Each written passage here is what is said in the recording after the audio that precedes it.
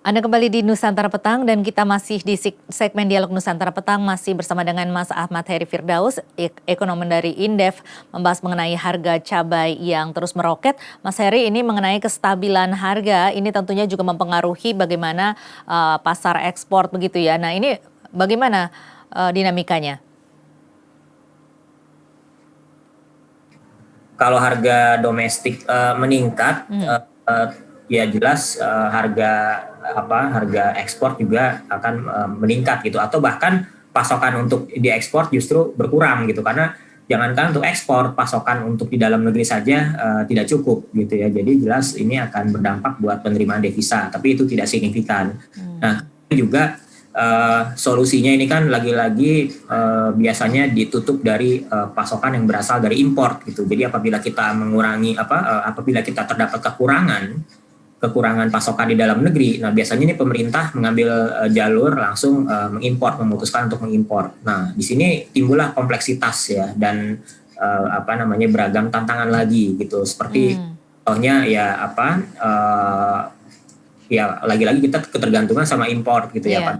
Cabai ini kan harusnya bisa diproduksi secara cukup ya di negara kita gitu. Nah hanya dikarenakan kita kurang perhitungan, mungkin ya kurang mengantisipasi kenaikan lonjakan permintaan menjelang bulan puasa, kemudian mengantisipasi dampak penurunan produksi akibat curah hujan yang cukup tinggi ya, gagal panen, kemudian juga kekurangan produksi. Nah ini menyebabkan lagi-lagi kita nanti berujung impor. Nah tentu saja untuk memutuskan untuk impor ini harus dikalkulasi sebenarnya berapa sih yang kita butuhkan ya, sehingga gapnya itulah yang diisi dari impor. Kalau kita kekurangan sekian juta ton, maka kita harus impor dengan jumlah yang tepat ya, tidak berlebih gitu ya, karena itu akan menimbulkan kerugian juga bagi petani cabai kita, sehingga perhitungan kalkulasi untuk yang diimpor itu harus benar-benar tepat seperti itu.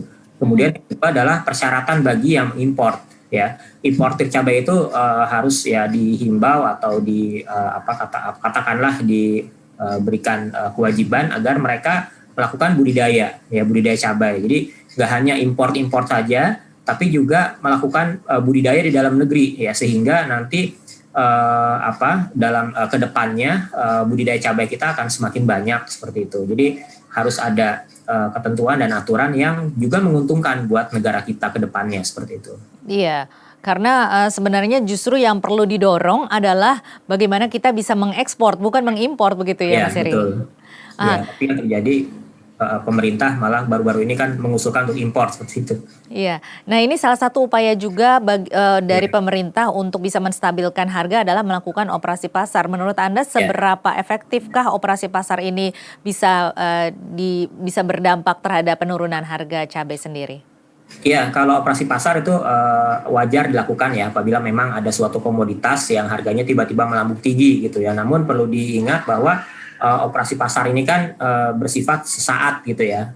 Operasi pasarnya selesai, nah kita belum tahu nanti apa yang terjadi, apakah harganya melonjak lagi atau tetap stabil gitu, sehingga operasi pasar ini hanya ibaratnya balsem gitulah. Jadi hanya sesaat dampaknya, tidak bisa berkelanjutan. Nah sehingga kita perlu memikirkan nih apa supaya cabai atau stabilitas harga cabai ini bisa ditempuh dalam waktu yang cukup panjang ya, berkelanjutan gitu. Harga stabil, naik boleh tapi tidak signifikan ya. Kenaikan harga komoditas kan suatu hal yang wajar gitu, tapi kalau naiknya signifikan, nah ini justru kan harus ada intervensi dari pemerintah gitu. Jadi memang perlu ada perencanaan, kembali lagi di awal ya, kita perlu perencanaan bagaimana budidaya cabai ini bisa dilakukan sebaik mungkin, kemudian pasca panennya, tata niaganya, kemudian lagi mengantisipasi ya adanya kemungkinan gangguan cuaca dan semacamnya seperti itu. Iya, kalau kita ingat bahwa negara kita memang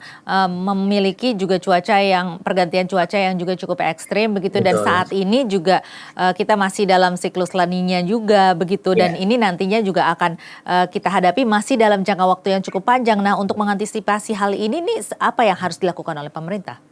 Iya, kalau menanam cabai itu kan bukan waktu yang singkat ya, bukan hanya cabai juga. Jadi semua komoditas pertanian itu kan tidak bisa langsung sehari 2 hari jadi gitu ya. Itu perlu waktu ya, katakanlah hitungan bulan ya, 2-3 bulan. Nah sehingga memang cabai atau komoditas pangan lainnya ini berbeda dengan komoditas industri.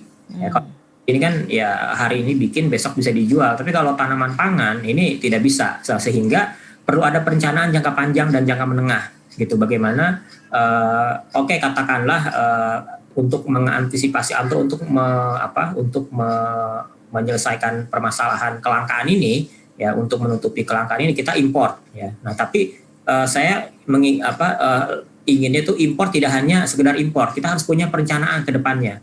Kalau tidak punya perencanaan, nah maka ya akan seterusnya di saat ada kelangkaan kita impor terus gitu. Nah, inilah yang dikhawatirkan akan menjadi suatu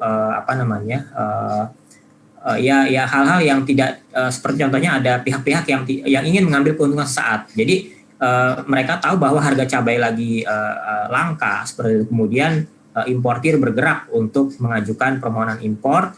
Nah, sehingga ya hanya pihak-pihak itu saja yang diuntungkan. Tapi kita diberikan kewajiban untuk melakukan proses budidaya cabai seperti itu. Nah, kalau ada budidaya cabai, nanti kan dalam jangka menengah dan panjang mereka akan menghasilkan. Nah, sehingga nanti porsi impor itu semakin lama semakin berkurang persentasenya. Nah, ditutup atau diisi dari kemampuan produksi dalam negeri kita seperti itu. Jadi harus ada roadmap yang jelas lah seperti itu, jangka menengah dan jangka panjang. Apakah selama ini budidaya cabai tidak dilakukan? Ya, budidaya cabai itu ya dilakukan ya oleh petani saja ya, oleh petani-petani dalam negeri. Namun untuk yang importir, nah ini sepertinya belum ya. Kalau menurut saya, setahu saya sepertinya belum. Artinya kalau ingin impor ya mereka juga harus nanam gitu. Itu kan gitu. Jadi jangan hanya impor, tapi juga mereka harus menanam cabai. Ya katakanlah mereka punya perusahaan di bidang budidaya tanaman cabai, sehingga mereka juga bisa mengembangkan produksi dalam negerinya seperti itu. Oke, baik, kalau kita bicara mengenai perencanaan, kemudian juga antisipasi dan juga kejadian ini terus berulang, sebenarnya saat ini dan juga sebelum-sebelumnya tentu pemerintah sudah memiliki perencanaan dan juga langkah-langkah antisipatif begitu ya. Nah, dengan kejadian ini terus berulang, menurut analisa Anda apa yang salah dari perencanaan dan juga upaya antisipasi tersebut? Ya, jadi saya rasa pemerintah harusnya sudah tahu ya bahwa kita mengalami siklus cuaca ekstrim tiap tahun, dan itu akan mengancam stabilitas produksi, stabilitas pasokan, sehingga akan menimbulkan kenaikan harga. Nah, inilah yang saya nilai kok sepertinya tidak dipersiapkan dengan matang ya, sehingga ya kita lagi-lagi kecolongan, harga cabai naik di saat-saat atau di situasi pada saat sedang mengalami permintaan yang cukup tinggi. Nah, inilah yang seharusnya diperbaiki lah, dirombak ya, cara-cara seperti ini memang harus diantisipasi jauh-jauh hari. Nah, ada dugaan-dugaan bahwa kenaikan harga ini menguntungkan beberapa pihak gitu ya, kemudian juga menguntungkan mungkin importir. Nah, inilah yang harusnya ya pemerintah bisa menguraikan permasalahan ini. Tapi sekali lagi, kalau dugaan-dugaan seperti itu kan harus ada bukti ya. Apakah ada yang bermain di balik semua ini? Tapi saya harap sih enggak gitu ya, harus ada bukti. Dan kalau kami dari kacamata ekonomi tentunya hanya melihat ini merupakan suatu kelemahan dalam perencanaan ya, untuk mengantisipasi lonjakan kenaikan cabai di tengah gagal panen yang baru-baru ini terjadi seperti itu, akibat cuaca ekstrim seperti itu. Kalau dari sisi regulasinya sendiri bagaimana, Mas Heri? Ya, memang harusnya cabai ini menjadi salah satu prioritas lah ya, sehingga pemerintah memberikan berbagai macam bantuan kepada petani gitu ya, baik itu faktor produksi di tanaman cabainya, kemudian juga bagaimana pengembangan bibit unggul atau benih unggulnya ini bisa terus dikembangkan, kemudian juga tata niaganya. Nah, ini yang memang masuk ke dalam regulasi ya harusnya. Jadi mulai dari hulu ke hilir ini diatur dalam sebuah regulasi yang saling memperkuat gitu. Jadi kalau di hulunya sudah dibangun, nah tanpa perbaikan di sisi intermediate atau di sisi hilir, nah tentu saja itu tidak akan bermanfaat buat konsumen seperti itu. Mengenai pengawasan implementasi dari regulasi itu sendiri, Anda melihatnya seperti apa? Ya, memang harusnya ada yang mengawasi, yang cukup pihak-pihak yang tegas lah dalam mengawasi ini seperti itu ya. Kalau memang regulasinya perlu diperbaiki ya saya rasa ya segeralah diperbaiki gitu ya. Mulai dari regulasi katakanlah tadi impor gitu ya, bagaimana ketentuan impornya, apakah ada kewajiban untuk budidaya cabai, kemudian juga bagaimana stimulus atau insentif atau bantuan ya kepada petani cabai itu diberikan, kemudian juga bantuan faktor produksinya, terutama misalnya pupuk, kemudian faktor produksi lainnya. Nah inilah yang harusnya diawasi ya, bahwa kalau memang sudah ditetapkan ada berbagai macam bantuan untuk petani cabai, itu harus sampainya itu tepat sasaran dan tepat waktu, sehingga petani tidak mengalami keterlambatan dalam memulai untuk bertanam, kemudian juga panennya juga tepat waktu, sehingga nanti aliran pasca panennya juga bisa tepat waktu dan bisa